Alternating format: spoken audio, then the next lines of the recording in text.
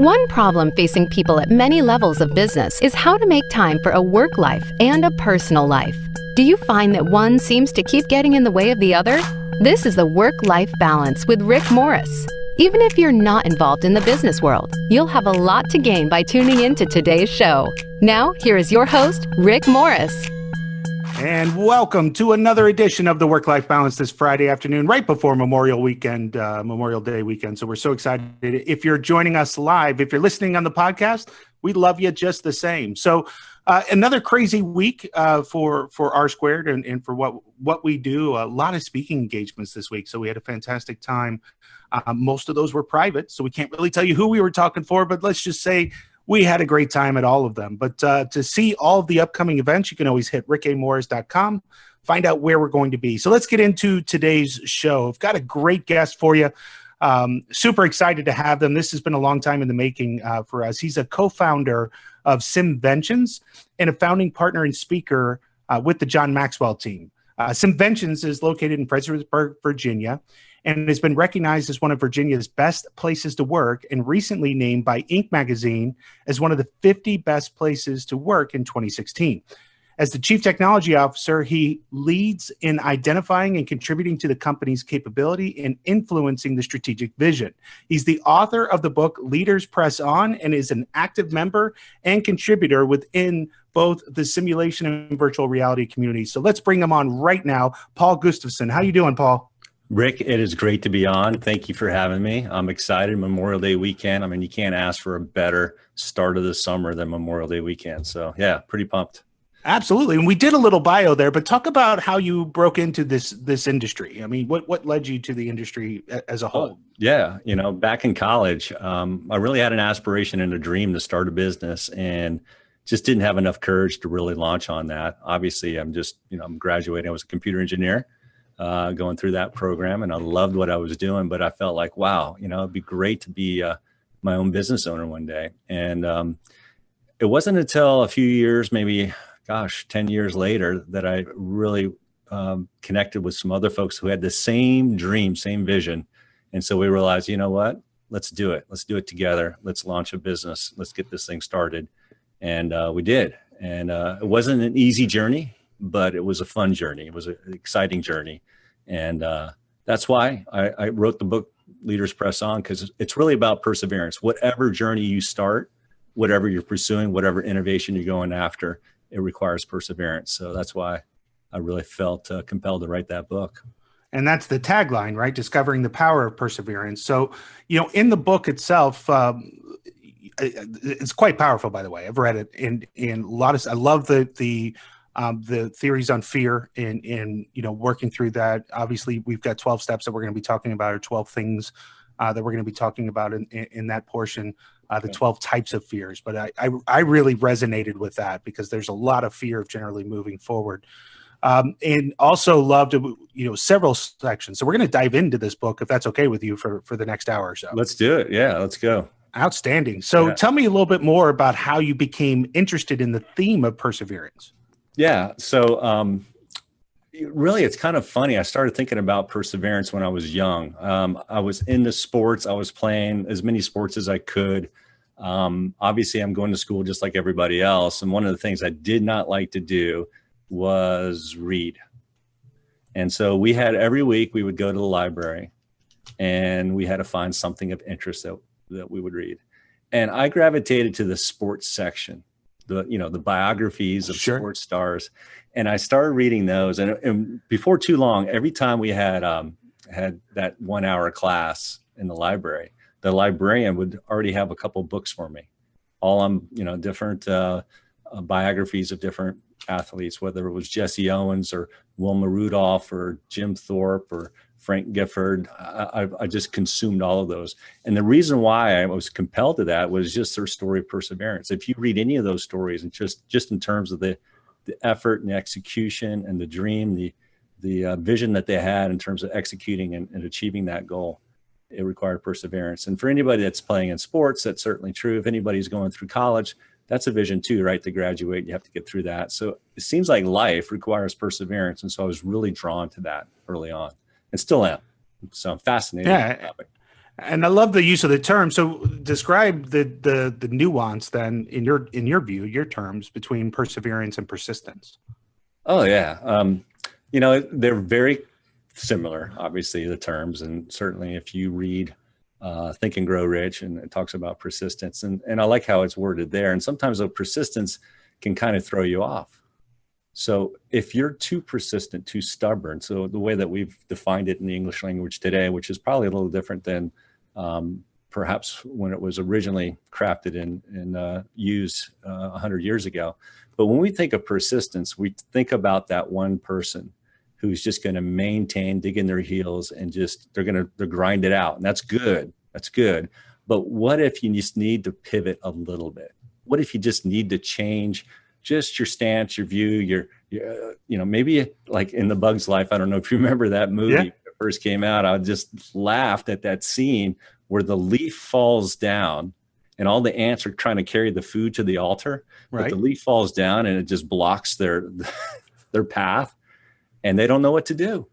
And they're trying to be persistent and moving forward. And yet the other leader there says, do not panic, just go around the leaf. And it's just a great example of how we need to pivot sometimes. We can still achieve our goal. We can still achieve that vision, but we just have to be able to pivot. So I like the word perseverance because it reminds me that sometimes you just have to adapt. You have to really adapt to a different situation. You have to improvise and be able to find another way around it. And so that's the difference for me.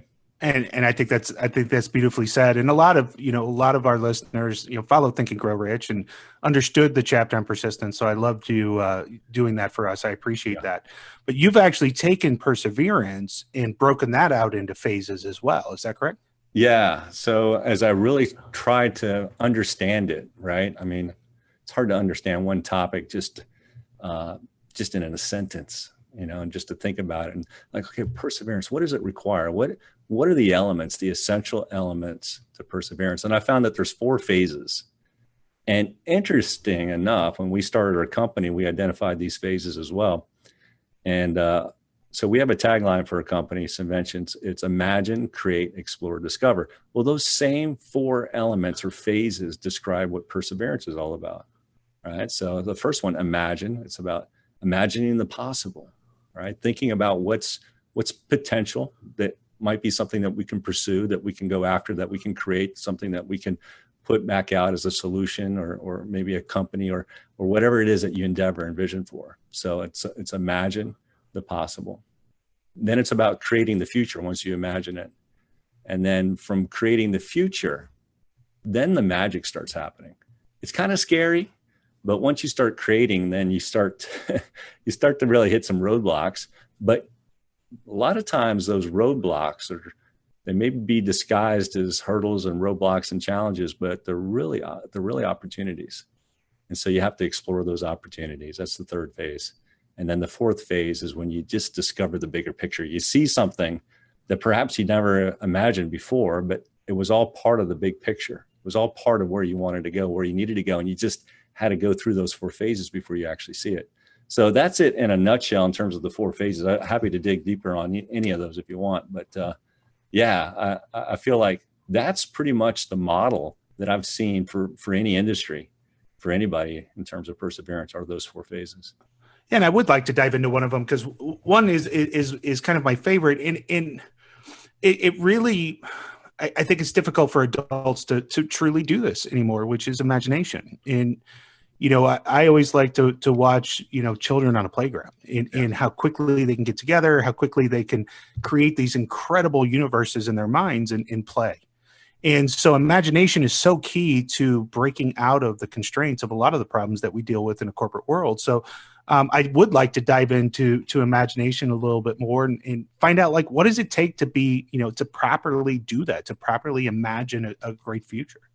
Yeah. So that's phase 1, imagine. That's where you got to start. I really believe that. And you got to continue to come back to that phase. It's where belief starts. Imagination is where belief starts. And it's where you dream, right? So when you were younger, you dreamed, right? And we all followed Walt Disney, right? Here's the great Imagineer. But I love this quote by Jean-Jacques Rousseau. He's a French guy. He said that the world of reality has its limits. All right. The reality in front of us, but the imagination, the world of imagination is boundless. And when we can get into our imagination, then we can start to kind of craft and see what's possible. And that's pretty powerful. And I think there's some choices that we can make in that imagination phase, right? So if the best journey starts with a great beginning, and I truly believe that, then you really want to focus in on imagining, right? So the imagination phase, again, is critical. And I would say that first choice is to start with hope. That's the first one. And I really thought long and hard about this when I was writing the book, even prior to that, about how important hope is. I know hope is not a strategy, but by gosh, you can't do anything without hope, right? You really need it. So one of the most powerful questions asked of me when I was in a time of challenge was by my girlfriend, who's now my wife. I was struggling. I was trying to get through college. I was doing okay up until that semester. And then all of a sudden, the whole world, I felt that overwhelmed feeling. I don't know if you've ever experienced it, right? And I wasn't sure if I was going to graduate. Here I am, my last semester, 6 weeks away from done, and I'm not sure I'm going to make it. And so we, after class one day, we just decided to go grab a Coke and sit in the Student Union Center. And I took my backpack off, and she could just tell there was something going on. And it had been for a few days. And she finally asked me, "What's going on? I mean, you're just not yourself." And then I just kind of did this victim-like mentality there. And I just kind of shared and just kind of dumped everything that was happening about not being able to finish my projects and just feeling overwhelmed on my tests that was coming up and other things. And she shared a question that just totally rocked my world. And I still use this question as an anchor whenever I go through a challenge, because it's so important. She asked me this question, "But do you still have hope?" Wow. And it was a sincere question. It was a powerful question. It was a question that really just kind of grabbed a hold of me. And I started thinking right away, like, yeah, I haven't lost it. I do. And if she hadn't said that, I probably would have I just wanted to go under a rock and hide, But when she reminded me of the hope that was still there, it allowed me to push through what I was going through and be able to persevere. So I would say you've got to have hope. You got to start there. And then I know we've got limited time here, but I would say after hope, that's when you get to cast a vision, right? That's when you get to cast a vision, right? Because vision is what gives your hope a target. So take time to do it. Vision casting, and we could spend a lot of time on this, I think is so vital, so important, so critical with whatever you're doing. And so cast that vision. Einstein says your imagination is a preview of life's coming attractions, right? So you're going to take time to imagine that and cast that vision. That's important. And then this part's important. The third choice I would say for imagining is be bold. Now, a lot of times we wait for that courage, it's like getting up out of bed. I don't feel like getting up out of bed, but we wait for that courage to do what we need to do. Don't wait, just go, be bold. The courage will come along later, right? One of my favorite quotes is, "Strength doesn't come from doing what you can do. It comes from doing the things you once thought you couldn't." That's beautiful. So we're gonna come back. We got plenty of time to discuss this topic, but we're gonna take a quick break and let the sponsors pay for our bills. So we'll be right back on the Work-Life Balance with Paul Gustavson. That's 1-866-472-5790. If you'd rather send an email, Rick can be reached at rmorris@rsquaredconsulting.com. Now back to the Work-Life Balance. All right, we're back to the Work-Life Balance. We've been talking with Paul Gustavson. He's the CTO of Simventions and also the author of Leaders Press On, which is available pretty much everywhere. Correct, Paul? You can get it. I'm told so, right? Right? So yeah, you can probably go to Barnes and Noble and they will tell you it's not on our shelf, but we'll order it for you. But yeah, you can get it off any of the websites that are out there. Perfect. So, by the way, I found there's Borders. It's still around. Yeah, we still have Books A Million. I think there's one left here in Alabama. I was in Malaysia a couple of weeks ago and I saw Borders. My book wasn't there though. No, because that's the first thing we do is we go look. Is it still on the shelf? But that's a good sign because they had an overflowing number of copies and they're just all sold out. That's what that really means. But coming back, you had mentioned something in the previous segment, and I just want to pivot to that. You had said that hope is something that you're really using as an anchor point. Yeah. And anchor points is something that's really important to you and said throughout the book. So describe that term and what that really means to the audience. Well, I think it's important for us to stay inspired, right? Especially leaders. And I would say that anybody that's listening, anybody who's breathing is a leader. Leading starts with yourself, right? So sometimes, we one of the things I love to do is communicate and talk to and listen to some of the millennials that we have, and some of them don't see themselves as leaders, but they are. And I would say that in our life, we're going to have different experiences and challenges that we go through, and they're going to be tough. But sometimes, at some point, you're going to get through it, right? So the victory's on the other side of that challenge. And every time you go through that, it creates an opportunity for you to kind of mark that and remember that and use that as something that'll inspire you. And it doesn't just have to be your own story. It can be other people too. So look for other people that can mentor you, or maybe mentor you from afar. They don't have to actually live next door to you, but other people who have had a story and something that's gone through their life, and allow some of those elements of their story be an anchor point for you. One for me, I grew up in Northern Virginia, and my family, we went to this church, and one of the guys that attended the church was a POW in Vietnam. Wow. And his name is Captain. He was a commander at the time. He was a POW, but Captain Red McDaniel.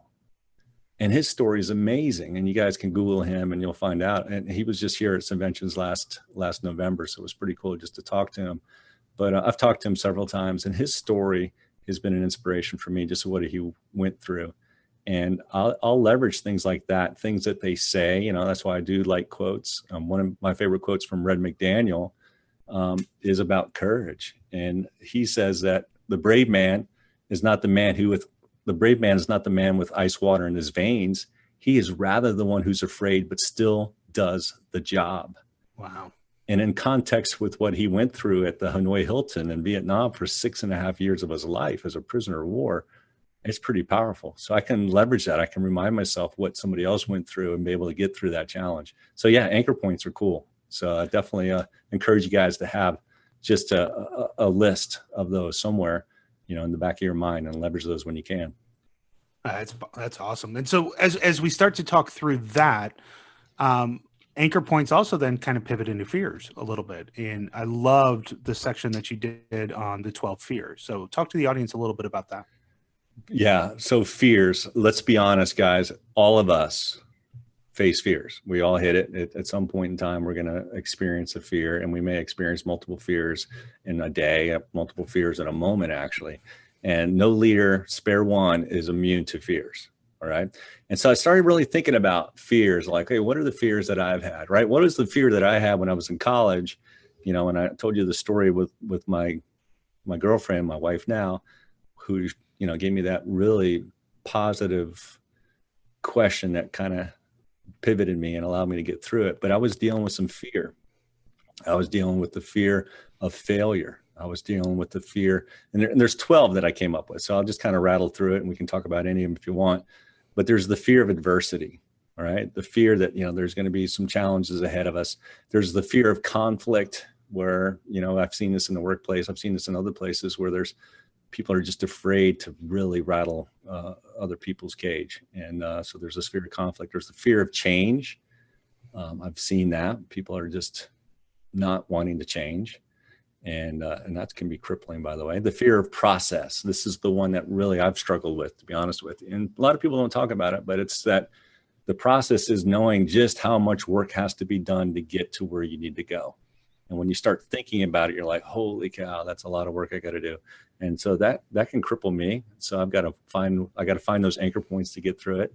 The fear of rejection. I think that's a common one that a lot of people have, fear of rejection. The fear of vulnerability, right? And people think of like getting on stage, or, even on social media, I've seen people put something on social media, and then 20 minutes later, they'll take it off because it's, they just feel like, oh my goodness, I just made myself vulnerable. And, there's lots of different examples of vulnerability. It doesn't have to be social media, but that is definitely a fear that people have. And Brene Brown talks about that. So pretty powerful. There's also the fear of being alone. I think every one of us does not want to be alone. We want to feel like we belong to something. And that's important. Because I'm an athlete, or at least I was at one time, I had the fear of pain or injury, re-injuring yourself. But it goes beyond just physical pain, just pain itself. It's just something we cringe at. We don't want to experience. You can see it even when people watch a movie, they may kind of cover their eyes or their ears because they see the pain about to happen. And so there's a natural response that we might have in terms of fear, that kind of fear. The fear of failure is a pretty prominent one. That's the one that I was dealing with that I mentioned earlier. The fear of disappointment. Now, here's what's interesting. I had these two fears battling each other. I had the fear of failure and this fear of disappointment. And I was actually, you can actually use some of these fears to enable you to get through whatever it is that you're going through. And it's not healthy necessarily, but it can be done. So I was able to use just the knowledge that I was going to disappoint a lot of people if I quit college, especially 6 weeks to go and, in that last semester, versus the fear of failure of like, you know what, I'd rather deal with the fear of failure, not doing well in that project and that test, than the disappointment that would happen with my family if I didn't try to finish this thing off. So I've used the fear of disappointment more than once just to kind of get through whatever situation I needed to go through. But it's still something that you have to recognize. And the last two are real important. One is the fear of success. There is a great fear of that because we're afraid of what success might do to us or our family. And then of course the fear of death. So those are just some fears. Didn't dig too deep on any of them, but I think they're, I keep seeing those patterns over and over again. So, and then there's some powerful things we can do with those fears if you want to jump into that. We will. We got about 3 minutes till break. I did want to dive into one of the fears because I found it very eloquent in the book. Also, it's something that I see from, company to company and person to person. And again, never really heard anybody articulate it like you did in the terms of fear of process. Sure. Right. And so as you're seeing this enormous change and we work in an industry is, you're seeing people convert to agile methodologies, or you're seeing this. I had a interaction with a client this week that, just because they had to go back to the board, they just didn't want to enact the change. They didn't want to go back in front of the committee and reappear, even though it was the right thing to do. And so that fear of process, I find crippling a lot of organizations from seeing the innovation that they require. It's true. And what happens is avoidance. Like, oh, I got this process. I got to go through this whole thing. And it really may not be that hard, except you just have to step through it, right? So if you've ever taken physics, about momentum, about inertia. And that inertia, it's usually taking that first step. That's why it's so important when we talked about be bold. You're not going to feel courageous necessarily when you take that first step. But once you get going, then the courage will kind of come. So when you're dealing with the fear of process, and I deal with it a lot, it's my kryptonite, right? So I just have to remind myself, okay, one step at a time. It's kind of like What About Bob? You've seen that movie, right? Oh yeah. Yeah, right. Baby steps, and figure it out, break it down. Even Henry Ford talked about breaking down a big project down into smaller steps. So Agile's cool because I love how, if we want to dive into that, it's not just software, it's about life. It's about breaking down those user stories, your own user stories, and the things that you can manage and be able to work through that. It's amazing you said that because there's this guy I know who wrote a book called No Day But Today. And I'm not sure who nope, that was me. But it was taking very much the same, right? The project management and agile methodology, but breaking that down into our lives. So your stakeholders and roles and, understanding the smaller chunks and making sure that you're working on the most important work first, right? It all is applicable in what we do in our everyday life. But, I watch amazing people do it at work and then not apply it to themselves or to their own leadership principles. And we'll talk about that a little bit when we come back of the work-life balance this week. To the work-life balance with Rick. We'd love for you to call in if you have any questions, but there's also multiple ways to interact with the show now. You can see us streaming live on Facebook from the R2 Consulting Facebook page. We also have a Zoom conference page now where you can watch these two beautiful faces that were designed for radio have this conversation and join in anytime.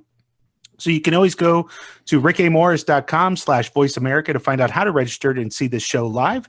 And of course, we'll have it out on YouTube, iTunes, and all the other wonderful ways in which you can interact with the show. So coming back to Paul, Paul, we were just talking about the 12 fears and fear of process, but, fear really kind of drives you to action. I mean, right? That's the positive side of fear. Is that fair? Yeah, if you can recognize the fear, because the fear isn't what stops us, Rick. It's our attitude in response to the fear. And I think, there's a misnomer in there that we think fear stops us. No, it's not the fear. It's our response to the fear. And our response is always our attitude. And there's two kinds of attitudes that we can have. We can have either a leadership attitude, or we can have just a typical which is a fatal attitude. And I'll talk about that in a moment. But let me get into the powerful leadership attitudes. I think this is fascinating. And, I did a little bit of research when I wrote this book, and I really try to understand and unravel these attitudes. And there's lots of books on attitudes. So I'm not trying to replace any book that's out there, but here's what I found interesting. There's 5 attitudes that can really make a difference, that can really change your perspective and change the conditions of what you're facing. And the first one is an attitude of appreciation, that if you start there with gratitude, wow, that can change not only yourself, but other people who are with you, right? Because a leader typically isn't going to lead by themselves. They're going to lead with other people. And if you want to be able to kind of diffuse that fire that might be going on, or the fears that people feel, start with appreciation. What is it that you can appreciate? There is something that you can appreciate in the moment. What is it? Maybe just having that opportunity to make a decision of whatever it is that you have to do. That could be pretty powerful. The next one is this attitude of calm. And I love how Bob Berg talks about it. He talks about let calm be your default. And this attitude of calm, wow. I mean, that's one that I have to work on. I've got to remind myself to do it, but it's pretty powerful. Attitude of trust is the third one, where you start to trust not just yourself, which is important, but other people. And then the fourth one is this attitude of optimism or hope, right? Remember what I talked about earlier? You still have hope. Remember that hope, find that hope. I used optimism here because you'll see why in a minute. And then the fifth one is attitude of responsibility. We're responsible for our actions, and we've got to take that responsibility head on and move forward with it. And yeah, sometimes we have to step in through the fear with boldness and move forward. But here's what's interesting. The 5 that I just mentioned, if you hadn't noticed, it spells the word actor. And when this kind of played out when I was writing, I'm like, oh dear, that's not going to sit too well with the reader. But I looked up the word actor, Rick, and you know where the word comes from? I have no idea. It's not Latin. Hollywood. I know that. No. Yeah. It's a Latin word, which means agent of action. And it was used in theatrical plays. And in the ancient Greek, it denotes a leader. Oh, wow. Yeah. So the origin of the word actually means leader. It means identify. It talks about identifying a leader who leads, carries, conveys, and brings influence to others. That's its meaning. And I started thinking about it like, whoa, that is perfect. That's actually very helpful for me. And one, it's easier to remember these attitudes. But 2, that's certainly the picture that we need to have as a leader in terms of the opportunity that we have to lead, carry, and convey and bring influence to other people. So those are the 5. And attitude's a choice. Would you agree? I mean, so yeah, we teach a lot on just changing words, right? If you just change simple words, it changes the attitude or the perception. So for instance, I have to go to this meeting, right? Yeah. Versus I get to go to this meeting. Right. Yeah. Coming back to appreciation, I think, but just changing some of those insights can really influence your behavior and your attitude for the day. Yeah. Attitude is absolutely a choice. Scott Hamilton, he's an Olympic gold medalist, and he actually is more interesting. He's a brain tumor survivor. He's got one of my favorite quotes on attitude. He says, "The only disability in life is a bad attitude." Wow. That's amazing. And attitude is a choice. You get to choose it as I don't know if it's Swindoll or Maxwell. It's the one string you get to play. Nobody else gets to choose it for you. You get to play your attitude. Yeah, it's a choice. So choose those 5, and I looked at the counter, right? Those 5 fatal attitudes. So I compared it, right? Here's the 5 fatal. It's criticalness instead of appreciation. All right. So I'm contrasting this with the leadership attitudes. So criticalness instead of appreciation. Then you have agitation instead of calmness, right? We've all seen that. Maybe we've been that. Maybe we experienced it and we can wave our hand like, yeah, I've been agitated. That wasn't a good attitude. But what if we could have been calm instead? All right. Doubt instead of trust. That's a predominant one that I've seen a lot. We have doubt in ourselves and our team, but let's trust it. And then fourth one is helplessness instead of optimism, right? Like, oh, there's no way we're going to win. It's not even worth it. Nobody even do it. I don't know how many times somebody else waved at us at the start of our business to say, what are you guys doing? You have no chance. There's no way you can do it. They were trying to inject us their attitude, which was an attitude of helplessness instead of an attitude of optimism or hope. And then the fifth one is indifference. That is just a critical, bad, fatal attitude. It's just that attitude of indifference. Like, I don't really care, instead of responsibility, where you take the responsibility of what you need to do. So yeah. If you were paying attention to the first letters of those 5, it spells out a former ex-girlfriend, right, Kathy? So I'm just teasing. Anyway. I didn't even look at that. Maybe it's Latin for fatal. Yeah. But it's because you had me all wrapped in, so I'm really paying attention to the first letter of each one, trying to figure out what you were going to spell on this go around. So, way to keep us hooked, Paul. That's a great technique. I will find what language that means fatal in. It means maybe it's Malays, certainly not French, maybe Swedish. I don't know. Yeah. But I mean, in all seriousness, as you look at fatal attitudes and certainly those that can spread, to me, that becomes pervasive into the team as well. Yeah. And so I remember being a child, my mom would send me back to my room for an attitude adjustment.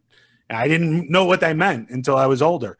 But if we could attitude adjust a lot of the leaders that I know I've seen and work with, I think it would be an important, gesture to improving the morale of the team.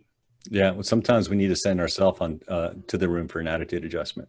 We really do. And it's amazing what can happen. Just a little pivot, a minor pivot in our attitude. Even if we may have said something we shouldn't have said just 30 seconds earlier, and just say, oh, guys, I'm sorry. You know what? I'm really appreciative of everybody here. I really believe that we can do this. We just got to figure out how we get through this. And boom, a lot can happen. So it's pretty powerful.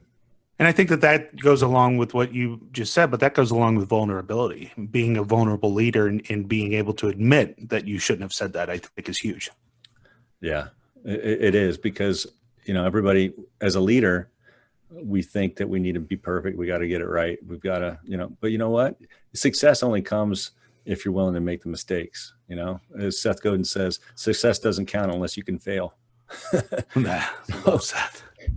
So when you think about that, that means the same is true with our attitude. So sometimes we are going to mess up, and we just need to model that for other people. Like, you know what, I goofed up there, but let's get ourselves back on path. Let's go around the leaf. Let's get going. Let's do this right. One of the things I really enjoyed in the book as well, and it was neat to kind of see the two worlds come together, leadership and agile. But you have proposed a leadership Kanban in your book. Talk about that for a moment. Sure. So David Allen wrote a book years ago. I've got a card here. I'm going to reach for it. Hold on a second. And if you were watching us live, you could see him reach. There you go. There we go. And so there's a card deck that came with this book. It's called The Art of Stress-Free Productivity. I was just looking back at the title of the book, or the box. And the first card I pulled out of here was so powerful for me. And it says systems and tricks. And on the back, it says, you need to set up systems and tricks that get you to think about your projects and situations more frequently, more easily, and in more depth. And I look at this card almost every single day. It's there for me to look at least see that part of it. I don't always look at the back. And it reminds me that, you know what, I got to put the right systems and tricks in play. And I'm not really a systems guy. Sometimes I just wanted to punch through and just go do it. And then I realized I need the right systems and tricks to be able to manage myself, manage the team. So yeah, Agile was a breakthrough for me. Obviously, I've been involved in software and hardware stuff for a while, but realizing what you could do with that was just mind-blowing in terms of not just developing projects and innovating in that area, but also just applying to life. So I've got over on the wall over here, I've got a Scrum board, Kanban board that I go to every single day. I've got one at home too. and I put 4 columns in it, right? And some of you guys are familiar with it, and you're probably going, what's the 4th column? The first column is my to-do list, right? And anytime there's something that has to be done, I'll write it on there, but it doesn't mean I'm doing it. The next column is my doing column. And I'll only put up to 3 items max at any one time in my doing column. And that's what I try to do. That's what I'm working on. That's my focus, because it's easy to flare as a leader and try to do everything, but we can't multitask. Just try to, it's like your computer on Windows, right? Or Mac. You can't load up all the apps at once. Your computer's going to slow down. Same is true for you. You can't have everything going on at once. True for me too. So 3 things max. I try to get those done. And then when I'm done, I put it in my done column. So most of you guys are familiar with that. My 4th column, though, is I just need something of visibility to show what's happening for me for the day. So I have schedule. That's my 4th column. And it just shows the list of what's happening. And then that way, it's not only for me, but anybody that comes in my room, they can see what it is I'm working on, what I'm trying to accomplish, but also what's next on my agenda as part of the day. So it gives clarity to me, to the team, to other folks. It's a system and trick, and it's one of the tools that I use, and I recommend it for anybody else. Yeah, absolutely. I think a lot of us get wrapped up into our to-do lists. Yeah. And so I've shared this on the show before, but this is mine. I have a little boogie board. I won't write it down until I know I can accomplish it today. And at the end of the day, I can just hit the button and it's gone. And I'm good. I've wrapped up my day. I've knocked everything out, and I'm good to go. And that's kind of how I keep things in line, especially for a high I personality, somebody who gets easily distracted. That's my focus, right? Is my 4 things I'm going to get done today. I scratch them off and then hit the button, and good to go. By the way, you had some things that weren't scratched off, but you just erased it. So guess what? You don't have to do them now. Yeah, I just didn't get to the scratching part. I didn't know I was going to be demonstrating. But we're going to take I like really quickly, though. We did get a quote in from the audience. My friend John Watson is a great friend of ours, and he wanted to share this quote. And we are back for our final segment of the work-life balance this week. We've been talking to Paul Gustavson, and he is the author of Leaders Press On, Discovering the Power of Perseverance, as well as the one of the co-founders, CTO of Simventions. And so one of the things that we like to ask all of our guests, Paul, is what's some of the best advice you've ever received? Wow. Lots of good advice. I think of my dad, of course. He inspires me. He passed away, 10 years ago. And but the advice that I kind of go back to, at least from a business standpoint, was actually shared by Mark Miller, right? Mark Miller is, I want to say he's a chief culture guy at Chick-fil-A. And he wrote a book. He wrote several books. He just finished a book called Talent Magnet, which is pretty cool. But it was either in his book, The Secret, or The Heart of Leadership, where he talks about serving.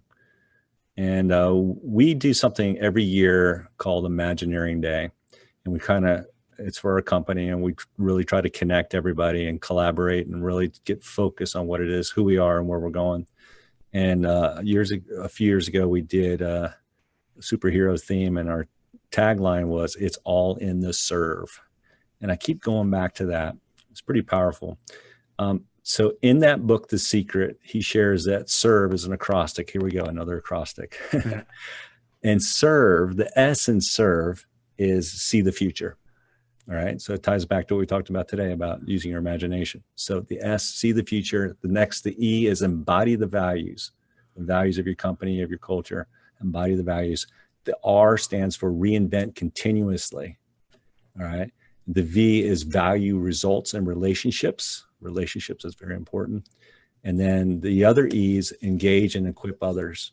And what you get is serve. And it's so powerful. I just keep going back and revisiting that. So I would say that's probably the best business advice I've gotten over the last 5 years is that serve model. Well, and I've had an opportunity to witness you as a servant leader. You've given so much back to the John Maxwell team. And so I'm lucky enough to be on a couple of committees with you and watch, your work in the President's Advisory Council. And again, just your willingness to stand up and lead. But talk about, really briefly what brought you to the Maxwell team, what you've gotten out of that. Thank you. Yeah, great question. So again, as you guys know, we've already talked a little bit about my company. We started in 2000. We're now 250 employees. And during one of our growth spurts, and hopefully we'll go through another one. But during one of those growth spurts, I realized, you know what, we're growing, but am I? I asked that question. Am I growing? And so at the same time, I found out about this John Maxwell team. It was 2011, March of 2011. And, they talked about being a coach, a speaker, a facilitator, and the speaker part intrigued me. But what really intrigued me, John Maxwell, leadership guru of the world, right? I mean, all the people that we've mentioned before are certainly influenced. Mark Miller that I just mentioned is certainly influenced by John Maxwell. I wanted to be influenced by him. I mean, who better to mentor you than John Maxwell? Especially, it was just a few years after my dad had passed, and I didn't have that mentor anymore, and I needed that person. So that's why I joined. I wanted to be a stronger leader. I wanted to learn from one of the best, and it's been an amazing experience. And I've met some of the best people in the world through that process. So. Yeah, I've certainly developed this new inner circle. It's amazing who I can reach out to and who I can call and who I can grab advice and who I get coaching from. Yeah. I mean, it's just some of the highest quality people I think I've ever dealt with. And again, who do you surround yourself with, and who's going to challenge you and make you grow? And I think that's the team has certainly done that for me. My daughter got introduced to John Maxwell because when my first book came out, we went to go see it on the shelf, and my last name being Morris, I'm on the bottom right last ledge. Look at one book, and then there's like 3 shelves of Maxwell. And my daughter, nice. Yeah, she looks at it and goes, "Who's John Maxwell?" And he's so much better than you are. I was like, yes, dear, he is. So you should have taken every one of your books and inserted it between all the John Maxwell. One of them, though. Yeah. Well, the number of copies over there. They had one copy? Okay. Yeah, they had one copy. But, hey, we all start somewhere. And I've shared so many of those anecdotes, especially John even saying, I loved it at the first IMC I saw him do this, where somebody said they had his first book, and he says, "Why?" Yeah, I've grown. I wouldn't even read my first book. So, but anyway, how do people get in touch with you, Paul? How do they reach out to you? I would love for folks to reach out. You can find me on all the social media platforms. Twitter probably is the easiest. Just look for me at Paul Gustavson on Twitter. You can go to my website. Obviously we have a corporate one here. Certainly you can visit that if you want to, but my website is leaderspresson.com, or go to paulgustafson.com. And that'll take you to my site. Write a blog once a week and try to get some content out there for you. I try to mastermind as many books as I can. I'm an avid reader. I love reading leadership books, and going through Gary Vee's book right now, Crushing It, which is awesome. We just finished Dan Pink's book a couple months ago, and we get to have him on a live call in a little bit. If you want to jump in and be part of that live call with Dan Pink in July, just let me know. But I'd love to reach out, connect with you, keep you informed of what's happening in this world. It's not my world. It's a world about perseverance and leading and teamwork. I'm working on a teamwork project too, which I'm excited about. Well, Paul, we can't thank you enough for spending the time with us here on the Work-Life Balance, and wish you luck in all your endeavors. Can't wait to see you again in person in August, right? Yeah, looking forward to it, Rick. Thanks so much for having me on, and just thank you everybody out there listening in, and I hope we added some value today. Absolutely. I can tell you for a fact, I'm not going to say you added value to the show today. My additions are somewhat sketchy from time to time, but coming up in the next couple of weeks, we've got Michael O'Brock is going to be on the show next week. He's the real life Q. So he actually is a project manager and makes a lot of the devices for the CIA. He's got a couple of his projects in the Spy Museum. And he is always a hoot to have on, a great friend of ours, a great friend of the show. So Michael O'Brock will be on next week. Following that, we'll have Melissa Agnes on, who talks about making sure that your company is ready for crisis. And so she's got some fantastic stories to share and start thinking about, how crises can hit you. And she tells a great story of when This Is Us, had a beloved character was killed by Crockpot, and how Crockpot had to react to that crisis, and how you have to be ready for those types of things, especially as social justice becomes, a big mover and shaker for the corporate world. So Melissa will be on with us. We're going to have a lot of great fun here on the Work-Life Balance. Again, you can always hit me up at Twitter at Rick A. Morris. Find us at pmnetworks.com, rickamorris.com, or rsquaredconsulting.com. And as always, we love spending our Fridays with you. It's the last thing I do before I truly hit my work-life balance and go spend time with the family. So we hope you guys are doing the same. You have a safe Memorial Day weekend, and we will talk to you next Friday. All right, guys, great show. You're clear. Thank you for joining us this week. The Work-Life Balance with Rick Morris can be heard live every Friday at 2 p.m. Pacific Time and 5 p.m. Eastern Time on the Voice America Business Channel. Now that the weekend is here, it's time to rethink your priorities and enjoy it. We'll see you on our next show.